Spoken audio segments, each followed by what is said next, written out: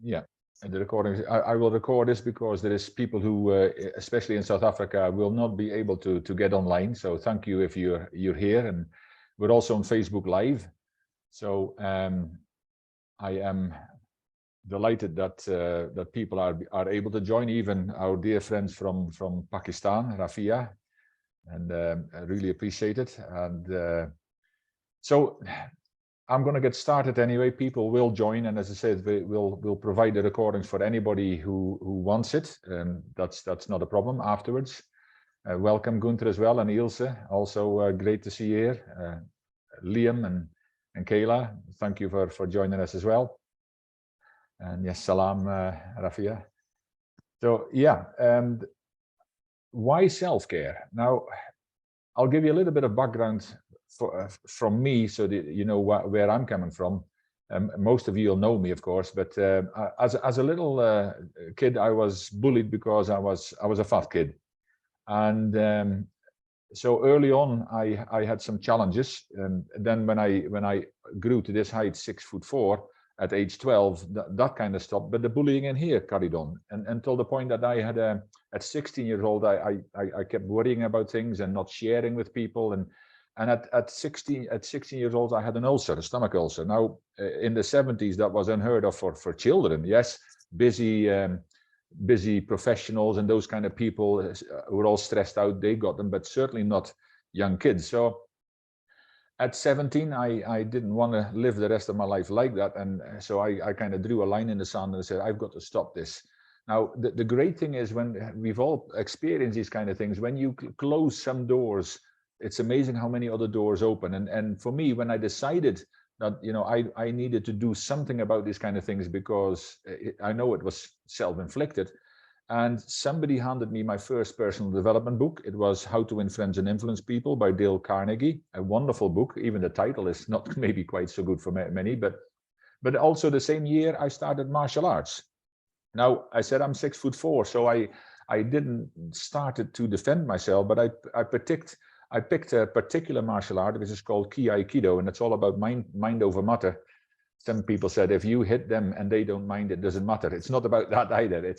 But it's for me, there is no such thing as coincidence. I always quote my great friend and mentor, Les Brown, who says, coincidence is God's way of staying anonymous. Now, whether you believe or you're in a higher being or whatever, but it just says that there is no coincidence. When we look back over our lives, all these things that have happened to us have happened for a reason. Some of them to try and break us, and some of them to make us stronger.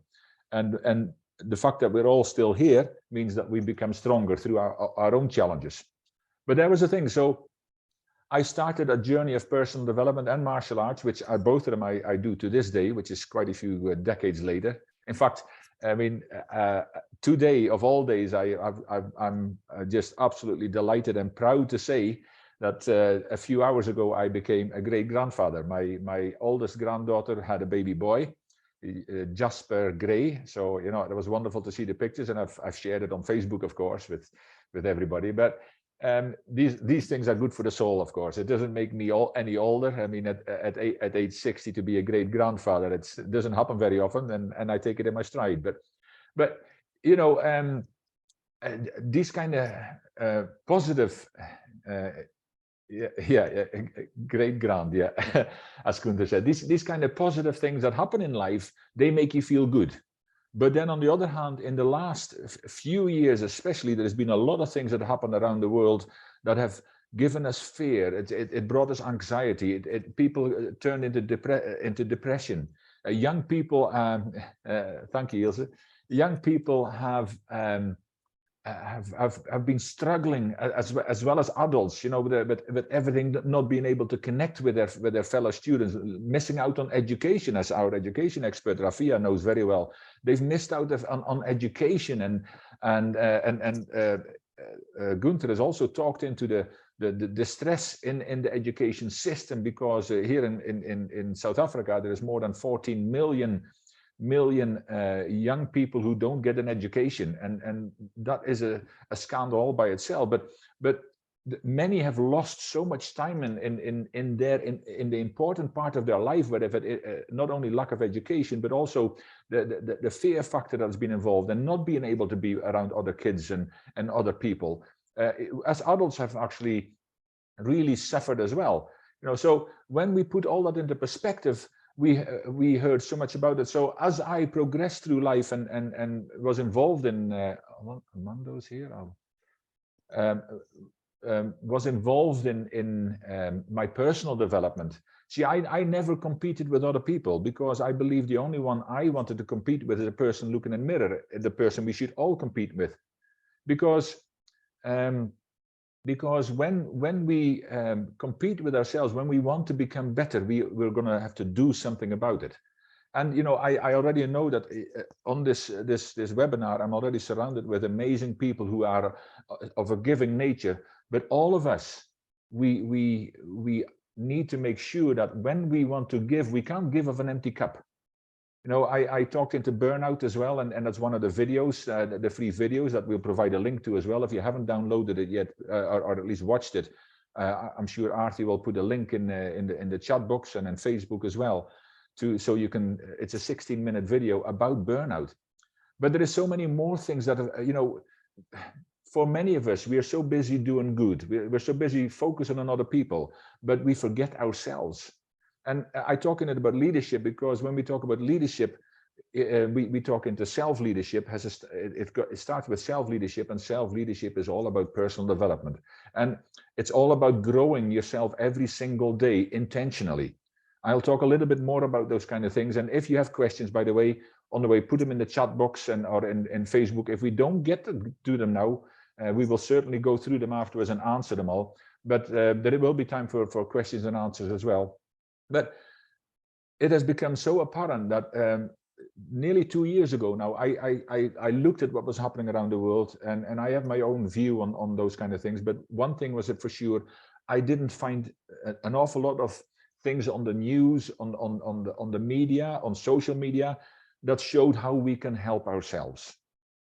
So how we can get better, what we can do for our own health and well-being, because that is most important. Because it doesn't matter how much we want to give, and there has been some amazing examples in the last few years where people at the community level stood up and started making a difference. And those people inspire me.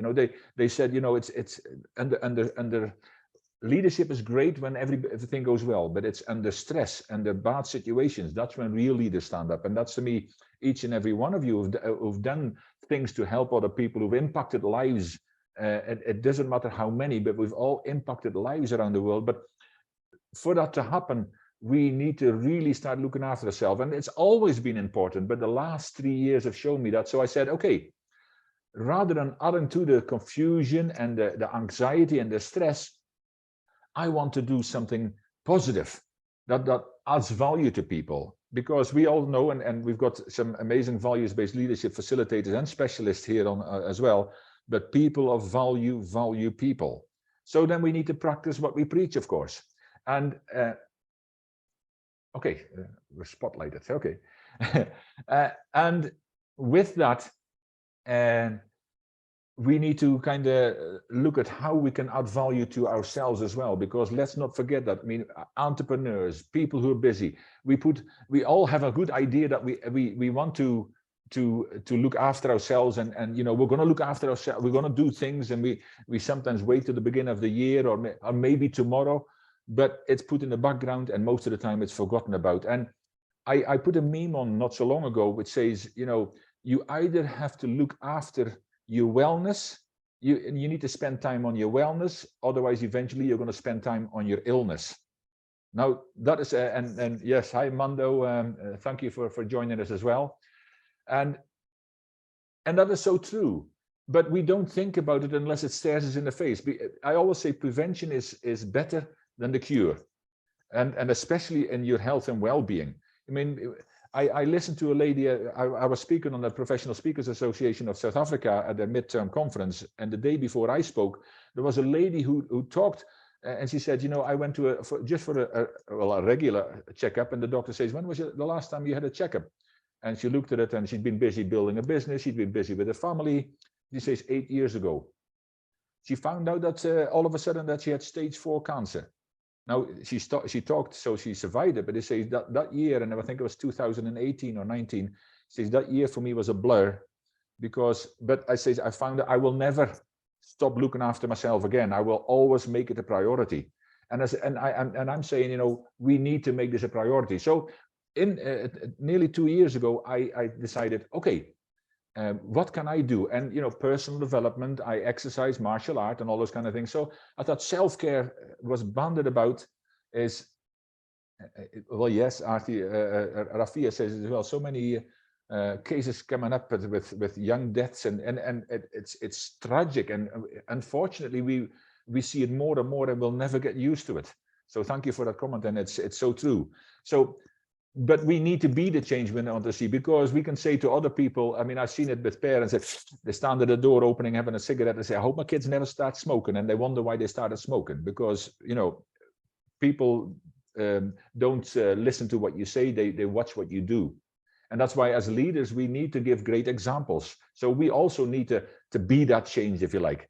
And so I said, okay, I will start talking into self-care on Facebook Lives. And I thought maybe 5, 7, 8 of those will do it. And I did 5 a week. I did 44 sessions of self-care, because when I started digging into it, there was so much to it. And when people hear about health and well-being and self-care, they think, oh, it's about eating better, healthier. It's about sleeping well. It's about exercising. I will address a little bit about that, but that's the very basics of it. But there is so much more to it. So I talked into it. And after that, people said, you know, what else have you got? Because this is so necessary. And I said, okay. Then I talked into 52 values. So I did another 52 sessions on basic human values, which are also part of our health and well-being, by the way, to understanding how we can connect with other people better. So after that, I started putting all these thoughts that I spoke into in Facebook Lives together. And then I said, you know, when I started writing it all down, putting all stuff from these 48 Facebook Lives together, 44, I then said, okay, I started writing, and eventually I came up with an ebook, which I call Self-Care Isn't Selfish. You might have seen the meme already. Becoming healthier happens by choice, not by chance. And we can't leave it to chance any longer. We've known all the time, but if there was ever a time that we needed to look in the mirror and say, what are you going to do about your health and well-being? And then I hope you come up with some great answers. And that's why I want to talk into this, to make you realize that self-care isn't selfish, as the title of the book says. Because we always think that it is selfish, and it doesn't have to be expensive, but it needs to start today. And there are so many things, you know, there are so many subjects that I covered in the ebook as well, but I also I put this together with a series of 10 videos, 8 to 12-minute videos, and the workbook, because the reason the workbook is there is because I want people to take action. See, we always used to think that knowledge was power. And I don't know who ever said it, but if knowledge was power, every librarian would be skinny, rich, and happy. Not that it's necessary for all of us, but I mean, you get the picture. Knowledge is not power. Knowledge brings you awareness. Awareness brings you choices. So that means that with those choices also you get responsibility. So what I'm saying is once you act upon that knowledge, then it does something, because we've all been to webinars, we've been to summits, we've been we've read great books, we watch more great TED Talks, and we get that information. We might even make a copious amount of notes, and then we put them on we put them away and put them on the shelf, which I call shelf development instead of self-development. But so the workbook is there, and it's got questions in there. It's got discussion points that you can actually, if you've got half an hour at work, you can share this with your colleagues and then have a discussion and answer questions. And also the idea, you can do it at home with your family, but it is about starting the discussion. That series, including the 100-page ebook, should be a catalyst for you and your family and your friends and your colleagues to start today, to start looking after your health. And I know one size doesn't fit all. So there is what fits you doesn't fit somebody else. And I listened to somebody the other day, and it says, and my best friend is he 2 or 3 is a bit older than me. He's 15 years older than me, but he plays golf. That is his me time.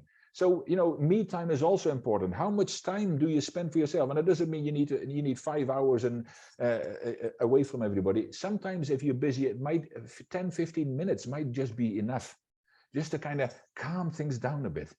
And if you need to go and sit somewhere else in your own space and just be alone, if that's your me time. But me time also means that we might do activities that we love doing. So if people think about exercising, oh, I need to go to the gym and spend 2 hours on a treadmill. No. And most people, they start such a thing, they hurt in places they didn't even know they had places. And then they might do it another time, and it's still hurting, but they try it again, and eventually, I'm going to wait a few days, and then a few more days, and before you know it, they're done. So yes, when you find that out, don't stop doing things, but change what you're doing, because start doing things you love. See, exercising, for example, it's one of the basics. Exercising. If people don't exercise, if you don't exercise at the moment, three times a week for 20-30 minutes, a brisk walk, it might be all it needs, because it's doing something. But I'm going to talk a little bit more about what your self-care plan looks like as well. And some of you might now say, what you're talking about, Willis? It's like a personal development plan. It's the same, because it's all about your personal development. See, if you can build your energy from inside, you mentally, physically, spiritually, and emotionally can get better, you can do so much more for other people. You can make a difference in other people's lives that you cannot do when you're not well. You know people who have low energy, they're miserable, that they are distressed, and then you want to give them hope. Now, hope, let's just stop there, right there. Hope. Where there's hope in the future, there's power in the present. And Napoleon used to say, leaders are sellers of hope. My question to you is, what are you selling? What are we selling to the world? Can we even sell it when people look at us and say, well, if that's hope, then I don't want it. So we need to become hopeful first. So we need to fill our own cup, and that's what self-care is all about. So once we fill our own cup and constantly every day do it, it doesn't mean that we need to do all things every day. No, but every day we need to start doing something to lead a healthier life. And if that is, a few days of the week at least start eating healthier, a few days of the week start exercising, but every day sleep. See, I'll cover the eating eating and sleeping and exercise are the basics, but sleep. We're talking not about, as long as you get 6 to 8 hours sleep, you're okay. No, of course, it's better than 3 hours. But because sleep is where we revigorate, we re-energize ourselves, only if we have quality sleep. Say, it's still better to have in my mind, it's still better to have 4 or 5 hours quality sleep than have 8 hours of miserable sleep. And people say, how can you have a miserable sleep? Has anybody here ever got up in the morning and felt tired? And if you have done that, put a 1 in the chat box. So a no, and I would put a 1 in the chat box as well, because it's happened to everyone. Now, how does this normally happen? It is very simple. It happens because of the things we do before we go to bed. And you might smile and say, but what I'm talking about is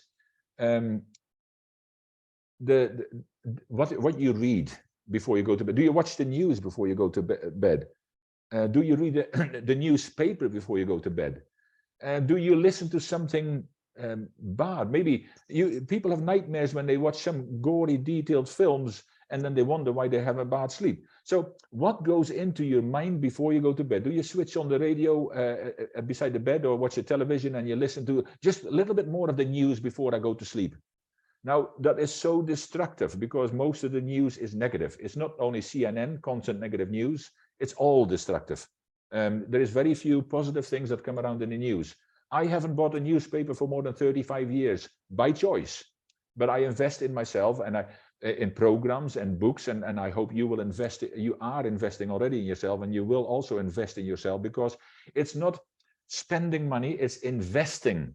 Because there is, the best thing you can invest in, the best item you can invest in is personal development, personal growth, and that is also into leadership, and praying again, that for people, that is so powerful, so energizing.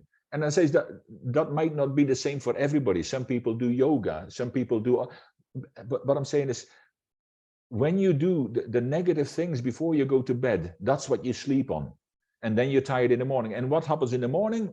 The same thing happens, because people switch on the news. The first thing they do is grab a newspaper.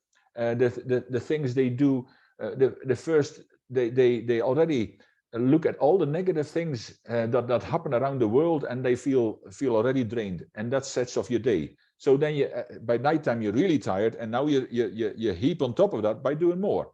Here I want to mention a dear gentleman. He's now passed away, but his name was Charlie Tremendous Jones. Everything was tremendous to him. In fact, one of his books is called Life is Tremendous. Wonderful read. But he said, and that is also part of self-care, there is 3 things that really influence the rest of your life. And that is the things you hear, the things you read, and the people you associate with. Now, what has that got to do with self-care? Everything. The things you hear, if you listen to negative things all the time, what do you think is going to happen? If you are reading negative things all the time, what do you think is going to happen to you? You are what you read, you are what you listen to. The information that constantly comes into your head, you can't stop it all, but and then of course the people you associate with. Are you sitting around complaining with a group of people? And I'm not talking about your direct family members per se, but the kind of inner circle of people you surround yourself with. Do you go to an event, or do you go meet your friends, and all you get is complaints and negativity all the time? Now, don't get me wrong, because some of these things, some of you might have to change 1, 2, maybe all 3 of those things. Now, don't get me wrong, don't discard the people you surround yourself with, but you might have to make, as I say, your health and well-being happens by choice, not by chance. The choice might be that you spend less time with negative people and find people who inspire you, find people who lift you up rather than push you down. Because sometimes you walk away from a group of people and you're like, oh. See, I always say everybody lights up a room. Some when they enter and some when they leave. Which one are you? And I hope it is when you enter. But that needs energy. That is providing hope to other people. It is all part of this important personal development. So I think that that sets the picture of why personal self-care is so important. Self-care was never selfish. Self-care doesn't have to be expensive. Self-care is about looking after yourself, self-preservation. It's like making sure that the person looking in the mirror is the first and most important thing. Not that nothing else is important. Yes, your faith, your family, your job, all these kind of things are important. But you need to put a priority on yourself. I am a priority. I need to be. Because I need to make sure that I build my immune system, I build my energy from the inside, and that really strengthens you. Did you know that in hospitals, there is wards in hospitals, and that's been implemented in many hospitals. They've got special wards where they only have comedy, they only have upbeat music, they have colorful walls, all those kind of things. It's got to do with attitude as well, which is also part of it. And the people in those wards, they recover quicker after an operation. They don't get usually as ill as people in other wards, and that's been proven now. So positivity, the power of the mind is so important. I also normally quote Viktor Frankl, Man's Search for Meaning. And that talks into attitude, which was going to be my next part anyway. See, I'm going to cover certain things, but I can't cover it all. And for that, I hope we will do another webinar for sure. But I also hope that you will share this with your friends, because, and also if you want to invest in yourself and make sure that you for a little bit of money, you're going to get that whole program, because that has a lot more information in it, and that should be a catalyst. If this doesn't do it yet, Artie already put a link in there. Click on that link afterwards, or even in the meantime, and go and have a look at it and see what it entails, because I didn't just do this for me, because I also daily remind myself what I have to do. I do exercises in the morning, I do some exercise in the evening, and during the day I do some as well.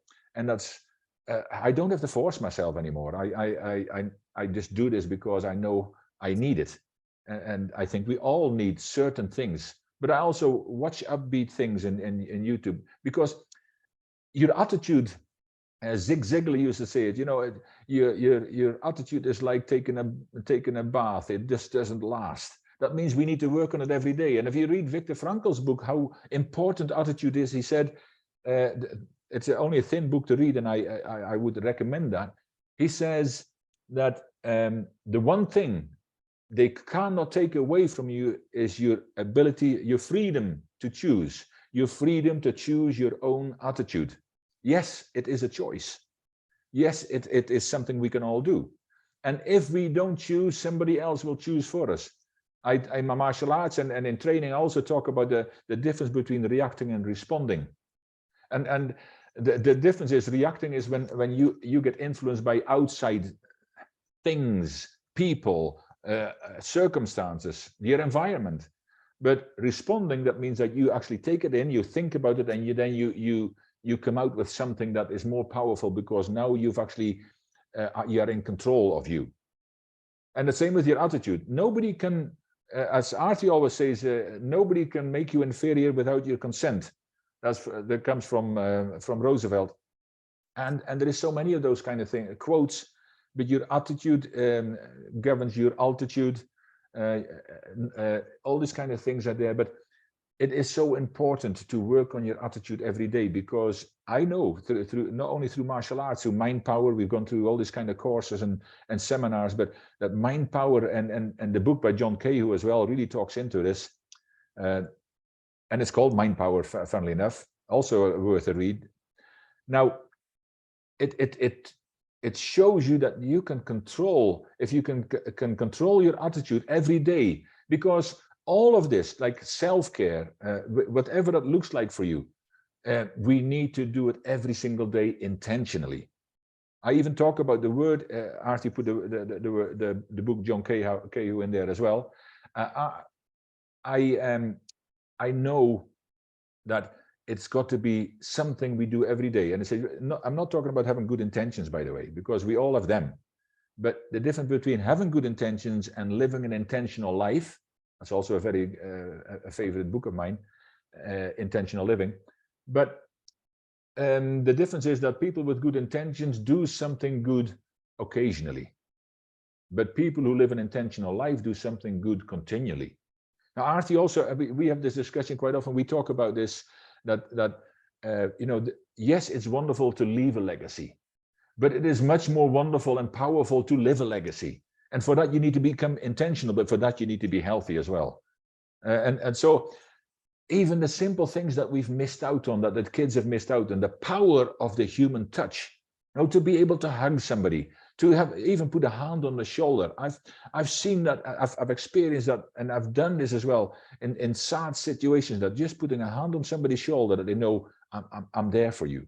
You know, I'm here. You don't even have to say something, but that human touch is missing. Yes, we have modern technology. We can work from home. We can study from home, but the human touch is so powerful, because, and I don't say this in a bad way, but we're all pack animals.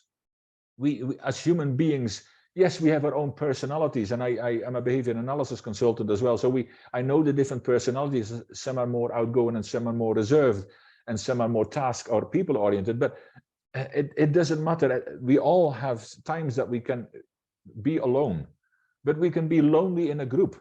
But to be able to mix with other people, whether it's few or many, whether it's just our family, our friends, or people at work, we need to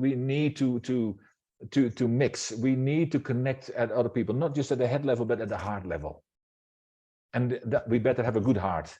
So and values-based leadership as well. And as I said, Arthi and Rafia are both specialists as well as myself. And Gunther is trained. Ilse is trained. Liam is trained. So it is something that is so powerful when we can sit together and connect at the heart level. But human touch, and then we have other things. See, there is things that many people never think about. The power of gratitude. That is so underestimated. But I've got so much. I already said I became a great grandfather today, so that's another thing I've got to be grateful for, and I feel truly blessed. And now my Arthi, of course, she's a great grandmother by by marriage as well. So yeah, but Arthi has already been drooling over the baby pictures. But again. And she wants to babysit. There is a whole range of young kids that my sisters and my nephews and nieces have already saying, well, you can have all of them to babysit. But again, it's that feel-good factor. And people say, but I have nothing to be grateful for. I wake up in the morning. The first thing I say to myself is I'm blessed and highly favored. And why do I do that? Because I woke up. Now people say, oh, is that all?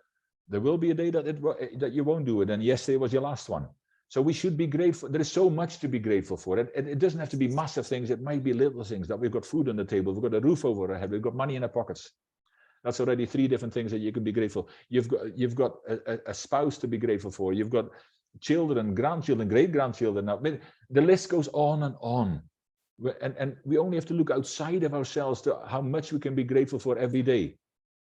So the challenge from me to you there is as well, grab yourself a journal and start journaling, make a gratitude journal. So every day you put 3 to 5 things in there, whether it's in the morning or the evening, of things that you'd be grateful for. Now, if you do it in the morning and you read them at night, the last thing you do, that is already powerful, because now you go to bed being grateful.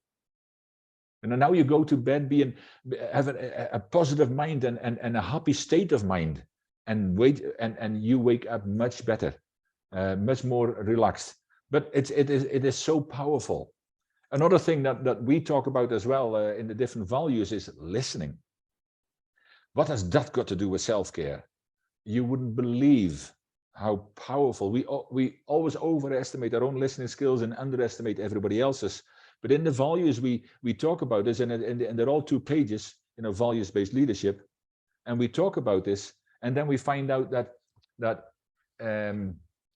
how our scores beforehand, if we score ourselves from 0 to 10, we probably might have scored ourselves an 8 and a 9, and all of a sudden we read and say, oh, we've got these things on when kids are talking to us.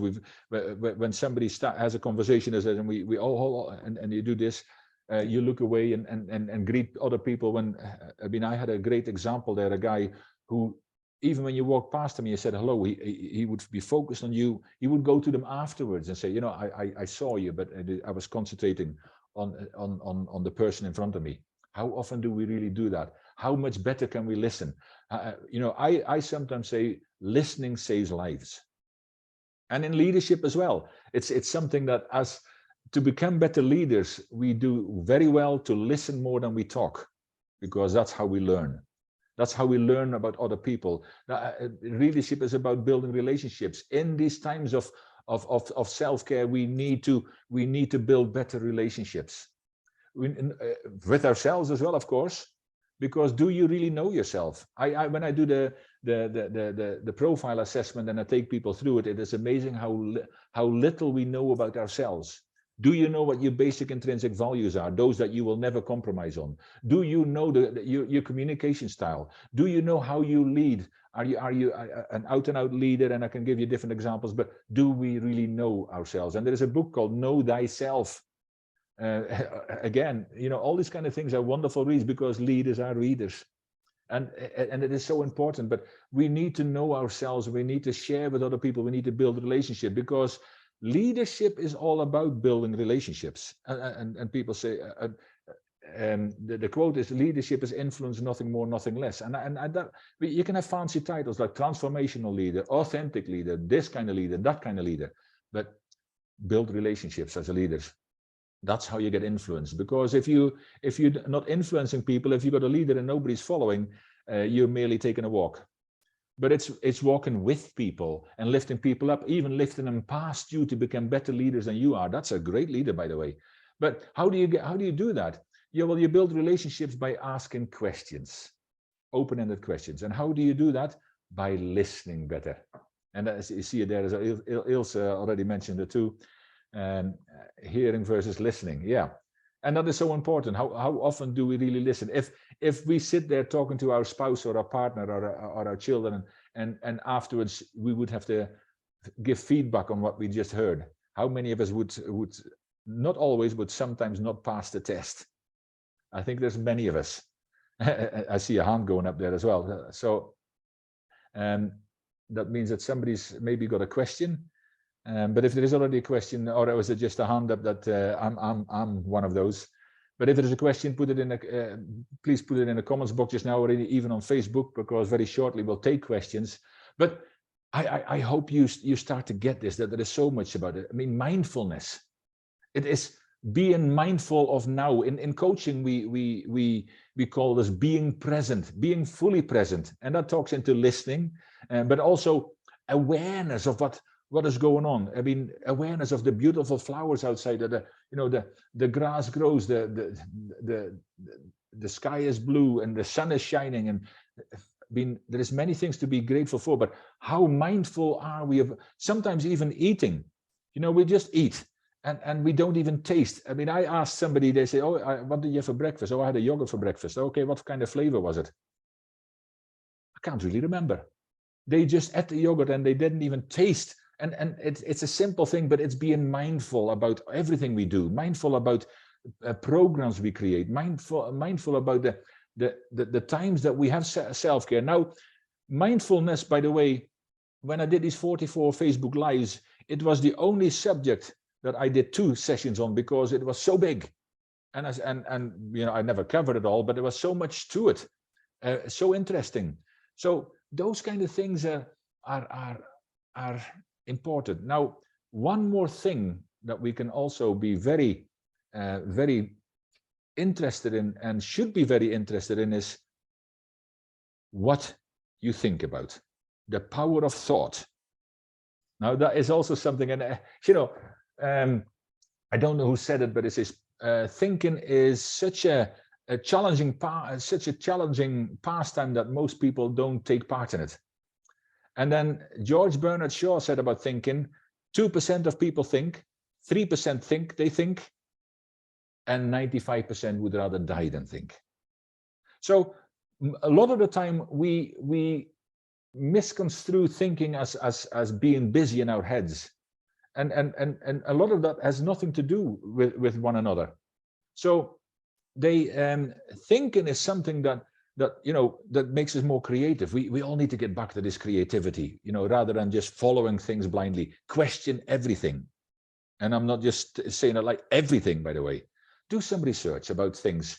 Become curious again, because curiosity, and we all had it as kids, and that shows me my age. When we were young as kids, we wanted to become firemen. We wanted to go to the moon. We wanted to be policemen and all those kind of things. And now kids want to become coders and computer analysts and those kind of things. I get it, things have changed. We didn't even know what a computer was really. And coding, yeah. But the idea is that we've lost that creativity in time, because life is heavy on us sometimes. Yes, we all go through roller coasters, but the need to bounce back up. See, it is not about when you fall down sometimes. For another webinar, I can tell you about some of the things that brought me to my knees. And it took me a long time to talk about some of them without becoming very emotional about them. But I got back up. I got back off my knees. And see, it's not how much you fall down, it's how often you get back up again. a Japanese Japanese saying, I think, is fall down 7, get back up 8. See, one more time then you fall down. And it's all about, you don't drown when you fall in a puddle. You drown by staying in it. And Les Brown said, if you fall down, fall on your back, because if you can look up, you can get up. And so you get the idea. We owe it to ourselves, we owe it to the people around us to get back up, but to show people that we can get back up, to show people that we are resilient. But resilience is built by looking after yourself. The power from within is built by daily doing certain things every day. So I don't know if there's any questions yet that will be asked, and Artie has been wonderful in watching the chat boxes as well. But I want to really talk into one more thing, that building a self-care plan. Now, building a self-care plan, what does that look like? And it is very simple, really. There's no magic. The same as a personal development plan. Don't only make a plan, and I would say get your family involved in that. That doesn't mean that we all have to have the same plan. Yes, you can. If I say we can go for a walk in the park on a Saturday morning, that is something we can all do together. But it's also in a way to hold each other accountable. Whether you do it at work, whether you do it in your family, whether you do it with your friends, or all of the above, you can have different plans with different people and different parts of the plan. But you need to look at your month or your week plan and start putting things in there every day. It doesn't have to be hours every day, but as I said already, maybe a 30-minute walk. Maybe to begin with, start looking at what you eat. Maybe for 1 or even 2 weeks, write down everything you eat and then look at it, how healthy it is. Now, don't get me wrong, I don't say you can't eat a takeaway, and some of them are known not to be the healthiest, but in moderation.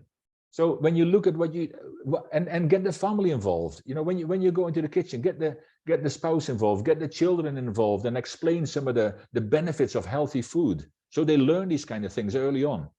And then you look at, where can I make some changes? So that means that you don't have to eat rabbit food. Sorry if people get offended at this, but I don't mean it in a nasty way. But you don't need to eat rabbit food 7 days a week.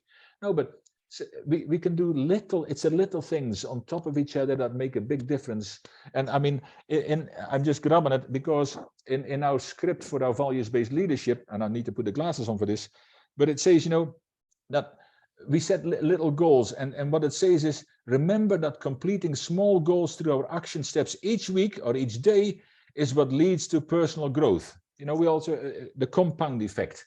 So it's not big goals, it's not big steps, and then all of a sudden you fall off the step and you can't get up again. No, it's small increments. Get the family involved in and also, what do you think about the stuff we eat? Processed foods. There is in most supermarkets, there is maybe 1 or half an aisle with health food and vegetables and fruit and all that kind of, and the next 16 aisles are full of stuff that they advertise on telly. There is some guy said recently, if the food's advertised on telly, don't eat it. Now, I mean that goes a bit, but I know you get the picture.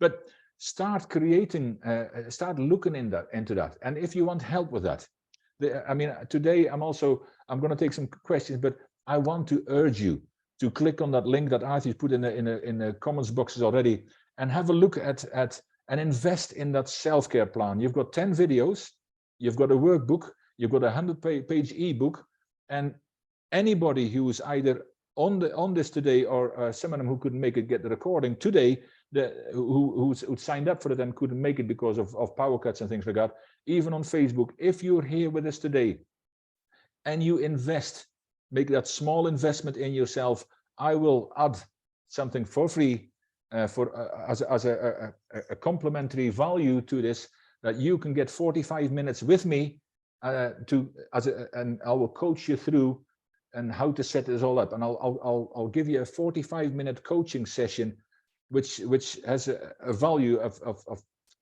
$150 to $250 that I will share with you.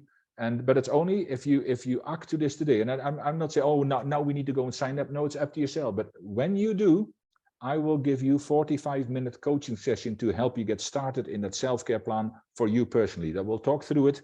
We'll find out what kind of things suit you. We'll go into different areas, but that is my promise.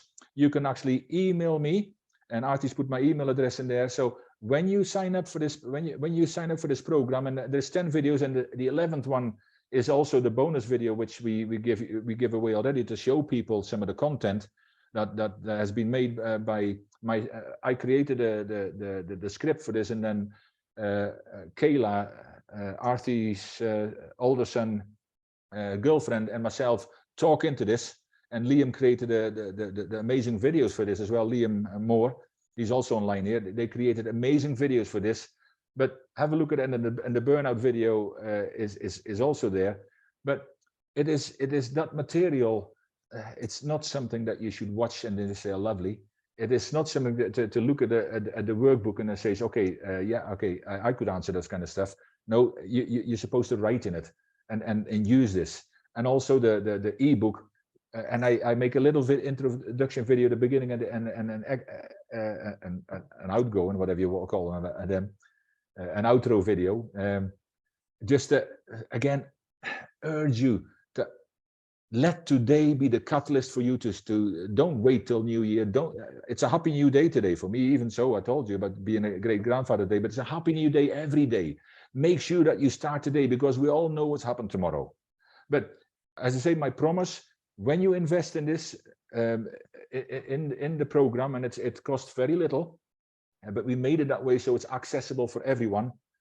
I will give you on top of that a 45-minute coaching session. All you need to do is email me that you've invested in the program, and then I will get with you. That we will have either if it's in person, if you're locally, or on Zoom, wherever you are around the world. I will connect with you to set up a 45-minute Zoom session with me. So I think there is so much more to say about this. I mean, I haven't really touched on a lot of it. That's why the ebook is even 100 pages, and even that doesn't cover it all. But I hope that you get the importance of looking after you. I hope you get it. Make yourself a priority. It is not selfish. It is selfish if you don't, because if you get ill, then other people need to look after you. Remember, prevention is better than the cure. Remember that when you look after you, you can do so much good for other people. And I know many of you are on here already, how giving, how much of a heart you've got for other people. Then, you know, let's do this. Let's make sure that we have many years ahead of us in good health. Because as I said, if you don't, it used to be, I heard it in the 90s once, if you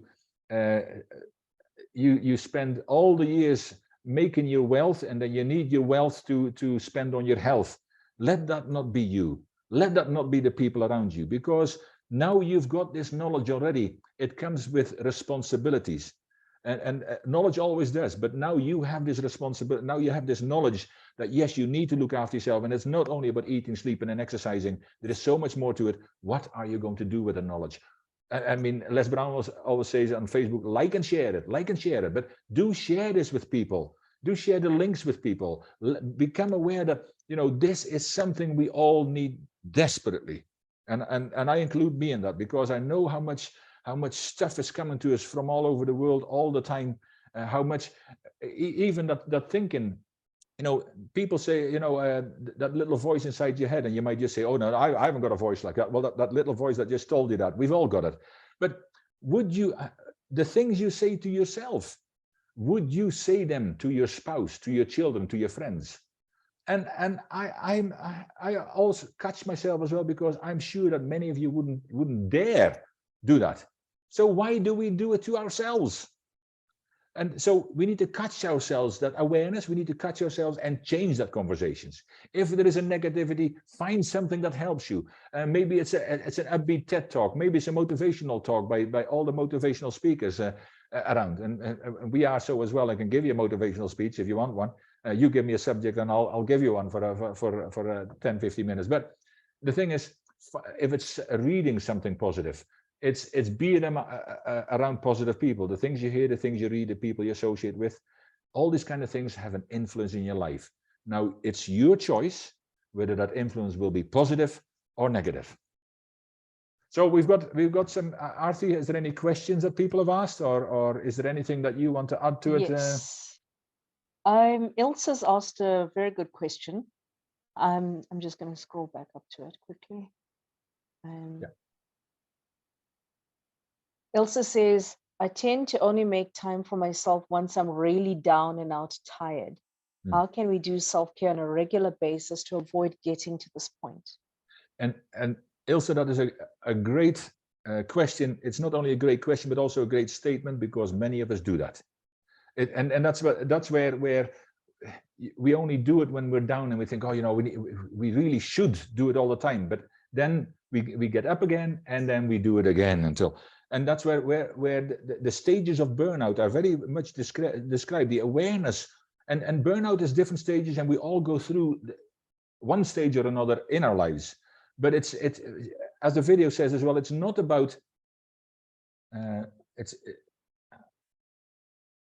okay. Gunther's also a question there, but it's not about that we need to stare into empty space, because that's the idea. We've got a burnout. Now, burnout has got different stages, and even becoming tired on a regular basis might be the signs that there is some part of burnout in there. The way we are going to do this, and again, you've heard me saying it a lot of time, Ilse, even in our coaching and mentoring training, intentionality.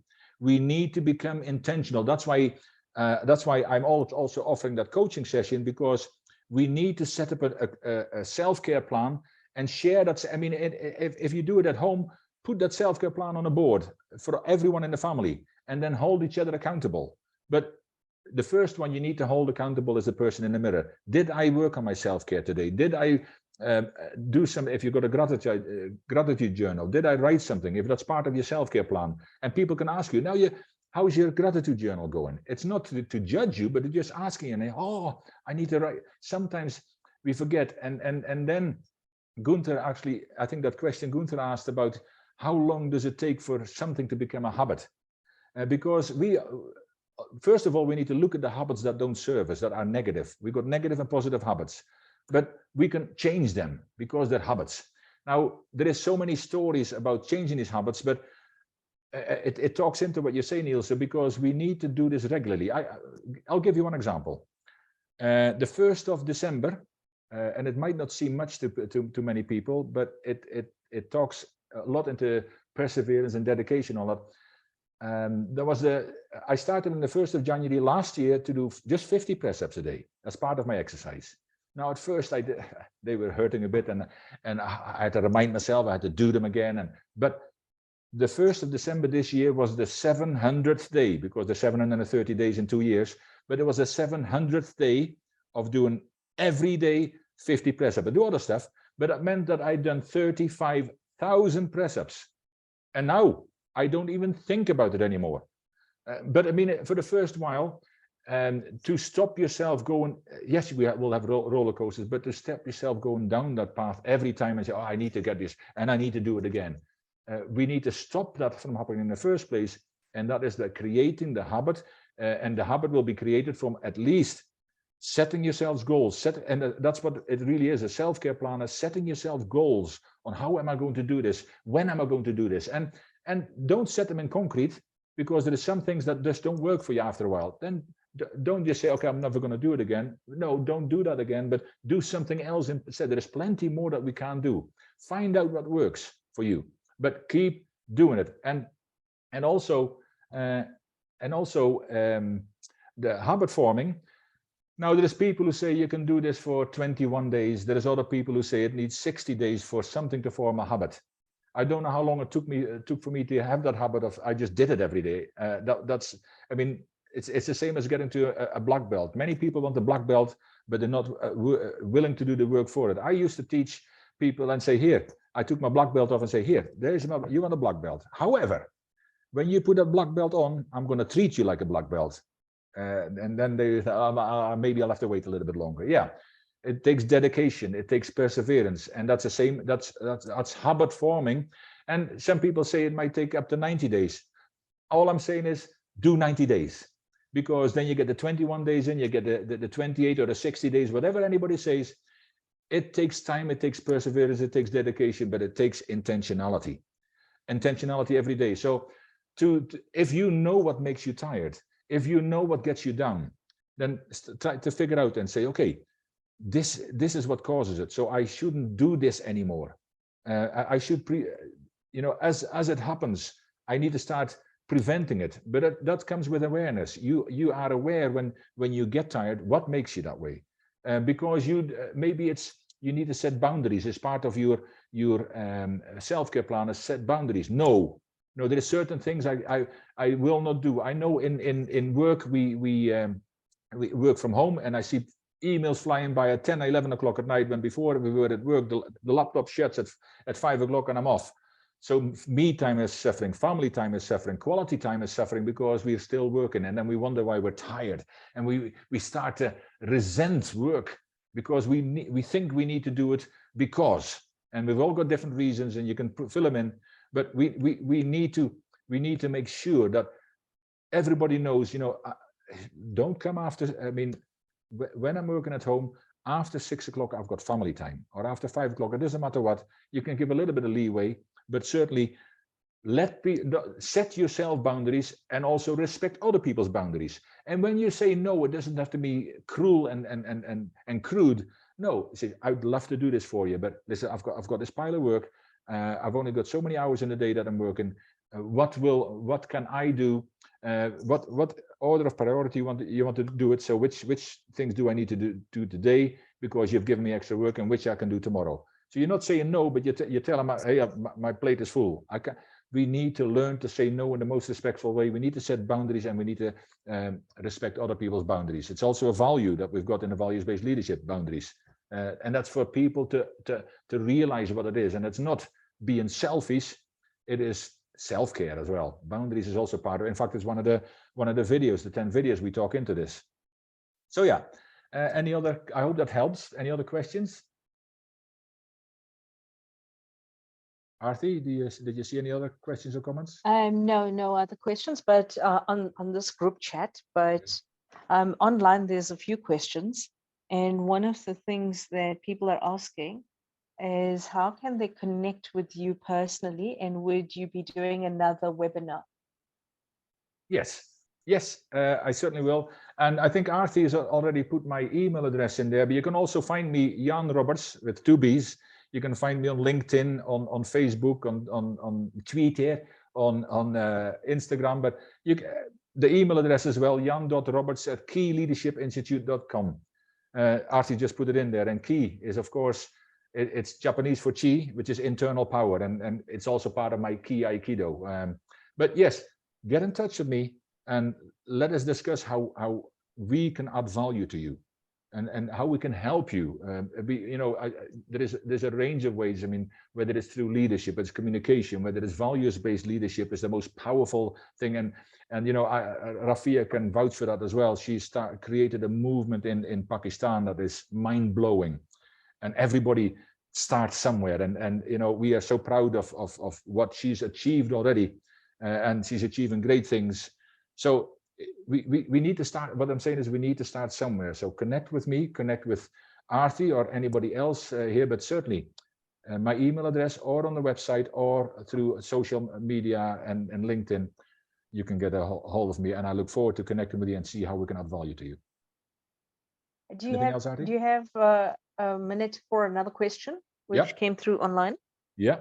Somebody says that you mentioned being bullied from a young age, and they've been fat shamed a number of times. How do you realign your mindset when it comes to that internal bullying? Yeah, and that's a great question, because it took me time. First of all, it took me time to realize it.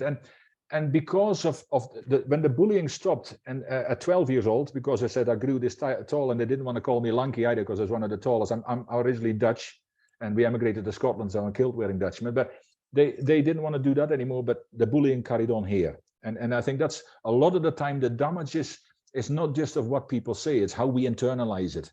And for me, and I can say this, my daughter also had bulimia at 15. I at least understood that a little bit better because of what I'd been through. I couldn't understand it fully because I'm not in her shoes, but what I saw what was happening, and today she's become a proud grandmother, and I'm so proud of her and all the family. But I seen the struggles in others as well, and in my daughter as well, and the bullying a bit with the great my grandchild, and you need to think of great grand, who also got bullied around about age of 15. I was present there as well. Once we have that inside of us, it takes work, constant. Again, I'm using the word intentional. We need to be intentional, because if that question came, that means you realize that the struggle is, they say the struggle is real, but I mean, it is real, at least to you. Sometimes we need to ask for help, because men are even more so, that we don't ask for help because, stiff upper lip and all that kind of stuff. But I also, the book recently came out, Relationship for Men by Men. I did a chapter in there as well, became more vulnerable about the mess I made of my life on many occasions. But in it also, I said that, asking for help, share with people, and maybe a dear friend, maybe it needs somebody like a counselor or something like that. But it is a struggle to go through it alone, because we got there alone. But sometimes, all I can say is we need to engross ourselves in more of the positive material that's out there. But I think the best thing you do is share with other people and tell them. Sometimes it's a coach.